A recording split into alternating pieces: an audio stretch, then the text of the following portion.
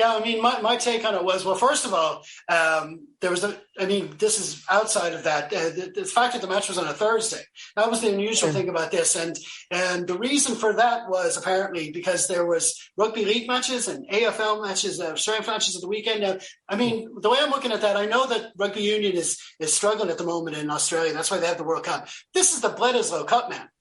This is Australia versus New Zealand, and they had to move that. I mean, that says a lot. And I really hope that down the line, it's the other sports that have to accommodate. And that was just strange in itself. But the reason I'm saying is that because it was on a Thursday, I ended up having to miss the game.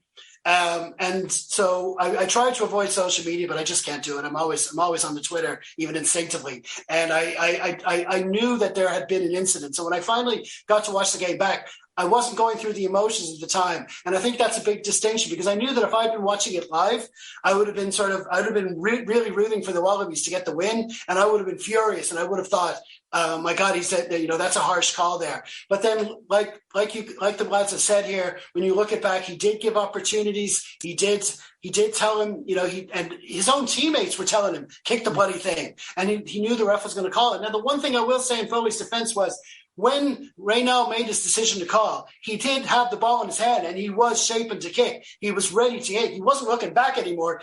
When he finally blew for the free kick, he was ready to kick it into touch. But still, he did give the warnings, though, like you say, you would like to have more consistency. And the only final thing I'll say on it is, it was the right call. Technically, it was, and Nigel Owens is right to say that he's perfectly within his rights to give the free kick. There's no doubt about that. But what I am saying is when you talk about all the controversy we've heard since then, there would have been none. There would have been nothing said, maybe one or two tweets, had he not given it.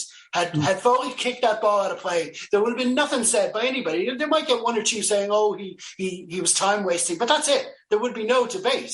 The play would have gone on. But anyway, listen, it was unfortunate, and it certainly doesn't help the Wallabies' cause for rugby union in the country.